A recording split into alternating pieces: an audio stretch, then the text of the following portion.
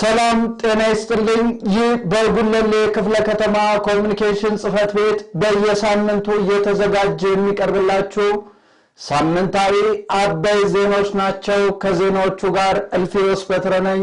አብራችሁን ቆዩ። በጉለሌ ክፍለ ከተማ አስተዳደር መጪውን የፋሲካ በዓል ምክንያት በማስመልከት የምርት አቅርቦት እጥረት እንዳይከሰት በትኩረት እየተሰራ እንደሚገኝ ተገለጸ።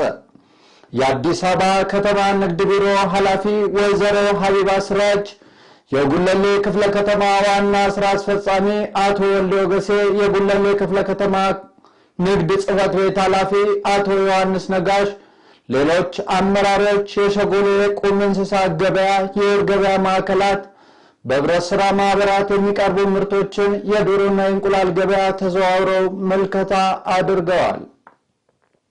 በጉብኝታቸው ላይ የአዲስ አበባ ንግድ ቢሮ ኃላፊ ወይዘሮ ሀቢባ ስራጅ እንደተናገሩት በከተማዋ የፋሲካ በዓልን በማስመልከት የንግድ እንቅስቃሴው የተረጋጋ እንዲሆን የኑሮ ውድነቱን ለመግታት የወጡ ደንብና መመሪያዎች ተግባራዊ እንዲሆኑ እየተሰራ ነው ያሉ ሲሆን በተለይም በጉለሌ ክፍለ ከተማ የቁም እንስሳት ገበያ የግብርናና የኢንዱስትሪ ምርቶች በበቂ ሁኔታ መኖራቸው መልከታ አድርገናል ብለዋል።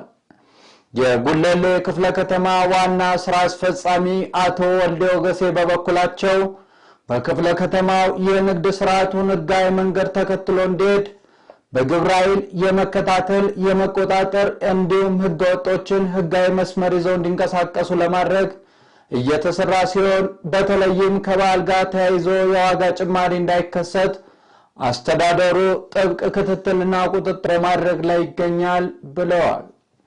የጉለሌ ክፍለ ከተማ ንግድ ጽህፈት ቤት ኃላፊ አቶ ዮሐንስ ነጋሽ በበኩላቸው ጽህፈት ቤቱ የፋሲካ በዓልን በተመጣጣኝ ዋጋ የግብርናና የኢንዱስትሪ የእንስሳት ተዋጽኦ ምርቶችን በበቂ አቅርቦት እንዲያገኝ የቅድመ ዝግጅት ተግባራት በማከናወን የመከታተልና የመቆጣጠር ስራዎችን በመስራት ህገወጦችን ወደ ህጋዊ ስርዓት በማስገባት የወር ገበያ ስታንዳርዶችን በማስጠበቅና በህብረት ስራ ማህበራት የሚቀርቡ ምርቶችን በማሳደግ የአቅርቦት ሁኔታውን መልከታ አድርገናል ብለዋል።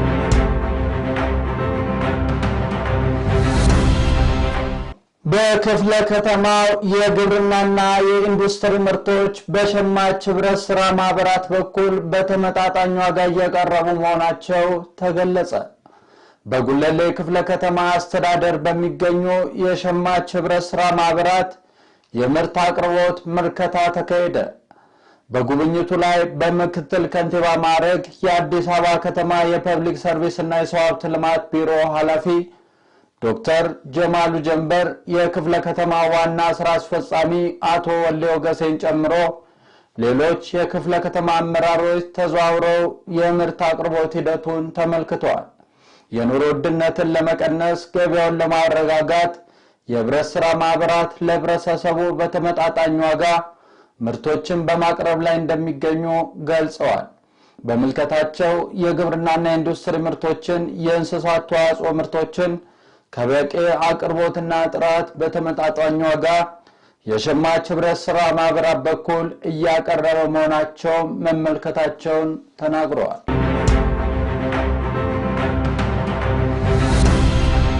በጉለሌ ክፍለ ከተማ የ2018 የፋሲካ በዓልን ምክንያት በማድረግ ለቀናት የሚቆይ ኤግዚቢሽንና ባዛር ተከፍቷል።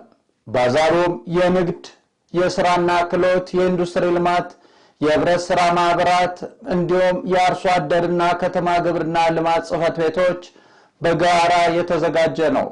ባዛሮቹ አምራቾችን ከሸማቾች ጋር በማገናኘት የገበያ ትስስር በመፍጠር ገበያን የሚያረጋጉ ምርቶቻቸውን ለማስተዋወቅ እድል የሚፈጥሩ መሆናቸው ተገልጿል።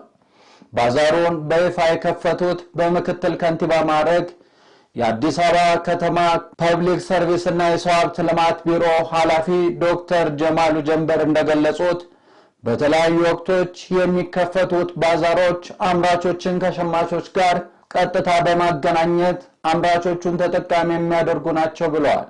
ምርቶችን ከአርሶ አደሩ ቀጥታ ወደ ገበያ በማቅረብ በዓልን ተከትሎ አላስፈላጊ የዋጋ ጭማሪ እንዳይከሰት በትኩረት እየተሰራ እንደሚገኝ ዶክተር ጀማሉ ጀንበር ገልጸዋል።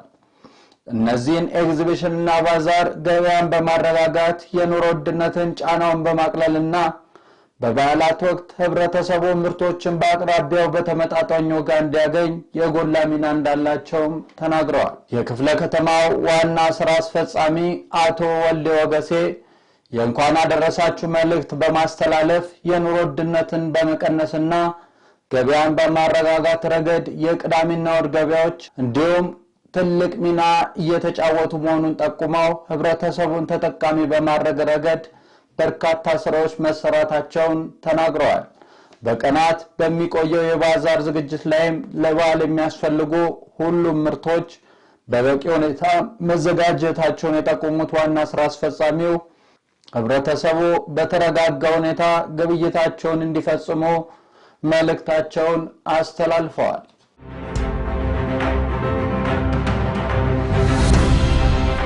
የመልካም አስተዳደርና አገልግሎት አሰጣጥን ለማሻሻል በተከናወኑ ተግባራት የታዩ ለውጦችን አጠናክሮ ማስቀጠል እንደሚገባ ተገልጋዮች ገለጹ።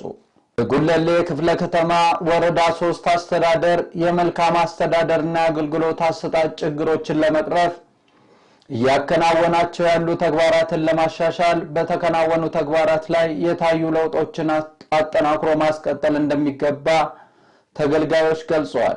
የጉለሌ ክፍለ ከተማ ወረዳ 3 አስተዳደር ዋና ስራ አስፈጻሚ አቶ አበባው አለምነህ ከኮሙኒኬሽን ጽህፈት ቤት ጋር ባደረጉ ቆይታ እንደገለጹት የአንድ ማዕከል አገልግሎት አሰጣጥ እንደ ወረዳችን በርካታ ተገልጋዮችን የሚያስተናግዱ መሆናቸውን የገለጹ ሲሆን የወረዳው ነዋሪ በርካታ የቤት ጥያቄ የሚፈልግ ተገልጋይ መሆኑንና እንዲሁም ከመልካም አስተዳደር የማዕድ ቤትና የሽንት ቤት የጋራና የግል መኖሪያ ቤቶች የተጠቃሚ ጥያቄዎች እንዲሁም የእርስ በርስ የፍርድ ቤት ጥያቄዎች የሚያነሱ መሆናቸውን ተናግረዋል።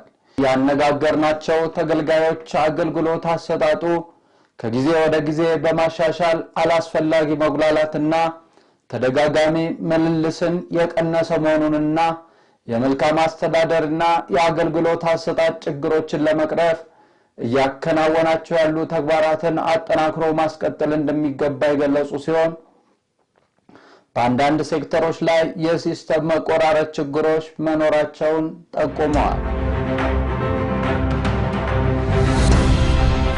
ሳምንታዊ አበይ ዜናዎቻችን ይህንን ይመስሉ ነበር። ለበለጠ መረጃ የኮሙኒኬሽን የማህበራዊ ሚዲያ ትስስር ገጾቻችንን ይከታተሉን። መልካም ሳምንት።